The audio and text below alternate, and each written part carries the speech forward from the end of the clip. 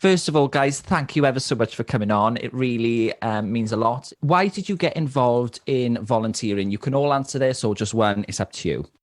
Well, my daughter started preschool, so I started doing fundraising and committee work there. So whereas now I'm the chairperson of the committee, and over the years I've done fundraising manager. Because I was redundant in my last job. I'm from Spain, so I was trying to change my field of work. I wanted to get more involved in social issues because I think it is important to engage with people from different backgrounds for me. So I just found this opportunity here, so I'm really happy with it. For me, I volunteered since I was quite young because I'm not Catholic, but I went to a Catholic school. And when we were about 16, we had to do compulsory charity work. And the one I chose was doing kind of like a play group for children, young teenagers who were from vulnerable backgrounds. I would pretty much do that every Saturday during term time. And since then, have always wanted to volunteer with people. I've always had this strong sense of justice since I was a kid. Also, last year I was working in the US with people experiencing homelessness. I really want to do a PhD in sociology, which I'm working towards. So that's why I volunteer. Yeah, and it's really actually lovely to hear that, you're all trying to go out there and help others, but you're also saying, "Do you know what, I want to do it for myself as well and get some experience as well." So, you actually gain something from it as well. And I think that's really important in volunteering. Now, I understand WASSUP is about sort of empowering young people to have a voice and speak up. What would you say it's like to be an activist? I think that is important because I feel that taking the lead makes us inquisitive about social issues and raise awareness about these matters. And it's also a way for them to challenge and question our lifestyle and tackle topics such as inequality and racism and other social issues. So I think it is also an empowering way to give them a voice and make them feel that they can lead and make a change. I also want to point out that it's also important to involve adults and re-educate them because sometimes it feels like young people have to be the ones leading that change and it's kind of a pressure. So I think change has to come from all of us.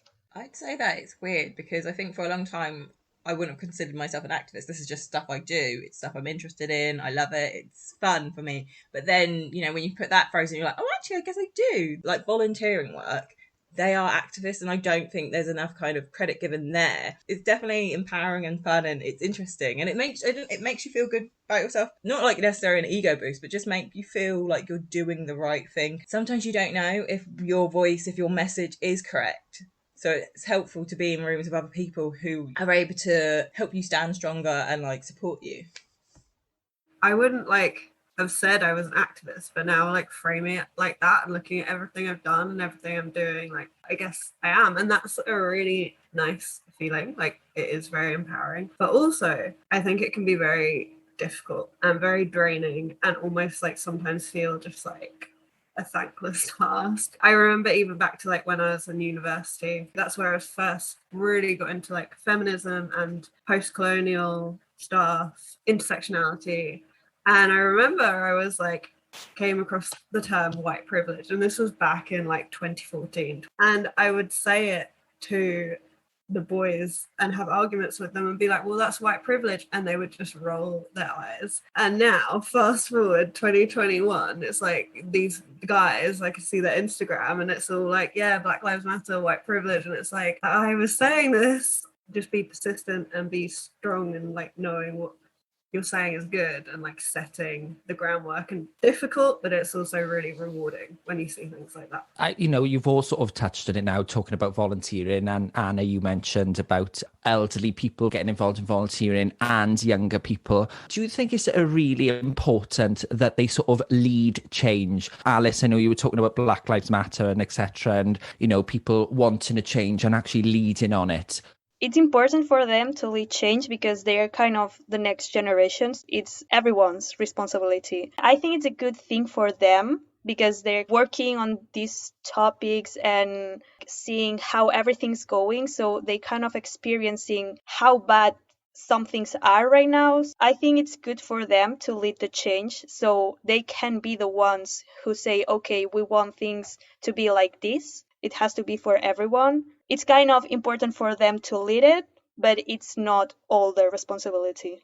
I think we consider that there are terms out there like woke. Being woke is just having knowledge, and it's got such a like dirty negative feel to it. But it's not. You're mad at someone for understanding what's going on, for not just taking something at face value, looking it up, researching, and understanding what's going on and saying this isn't right because it's not right. And I think especially when people use terms like it was a different time, that is just one of the worst things to hear, because we need young people because we come up with new ideas and different takes on something, have that understanding. Whereas when you're stuck in that whole it's a different time, it's an excuse. A lot of times I find that things stay the same is because there's that as an excuse. It was different. It's not that. Like when you look at like especially with Black Lives Matters, these people are grandparents now. They're not it wasn't that long ago. Like it is still fresh in somebody's mind, and especially when you look at history books. I think it's sad that it always falls to young people to take up the charge. How far have we really come? Things haven't changed enough, so it is important, because even like I've got a child, and she's 8, and it is important for me to talk to her and teach her about this stuff, because I know she's going to be next generation, but even then I want her to grow up already having that foundation of this isn't okay, but we all need to be doing as much as we can to help each other out. I think that it easily falls that way, like young people leading it, because I think with each generation, like things seem to lose their stigma. And also I think each new generation like wants to rebel and fight against things. Like when my parents were growing up, things like therapy and mental health were really taboo. And then I think now it's becoming more and more easy and accepted to say I'm going to therapy and like talk about mental health things online, which I think is really good.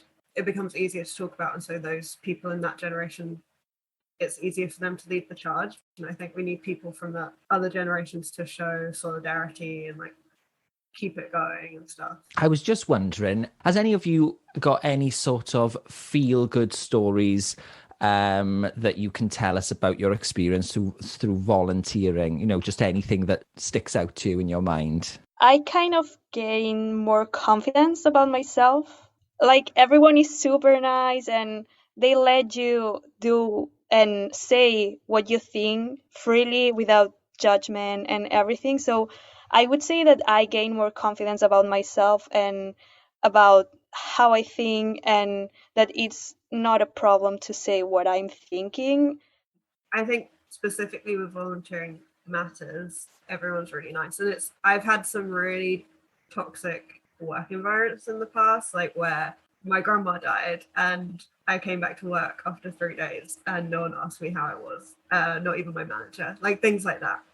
Whereas with volunteering matters, like honest, like everyone is so caring, and it really feels like everyone, it matters if you get triggered by a situation, like people genuinely care and people will like hold space for you and let you like leave a meeting for a bit if you've become triggered or it's sensitive for you. And I think that's so important. When I was working with people experiencing homelessness in the US, I like built relationships with them because I would see them every day, and obviously I would treat them because they are just other humans. Lots of them would end up saying, "You're all so nice." Like it's feel good, but at the same time it's like, wow, like how are they treated by everyone else who's not in their community? That was feel good, but also like kind of sad.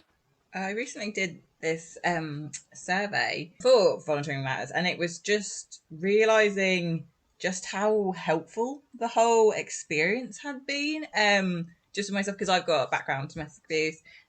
So it was just this really getting involved, really just, it's changed my life personally, I feel. And like putting on events, and it's very family oriented what we do. And it's just wonderful having the children being able to bring in their family members and have that interaction, show them like where I play, who my friends are, all of that stuff. And we've not been able to do that during quarantine. But with VM, I just feel it's just really changed me because of like from my trauma and whatnot, and I've really been able to grow from it and then just do so much more, because I never thought like I'd experience that and then be able to help people, like be able to help women, like speak about women's issues, just knowing that you're not alone in the world. And I wouldn't exchange it for the world, like despite my experience. Like this has led to such a good community. First of all, guys, thank you ever so much for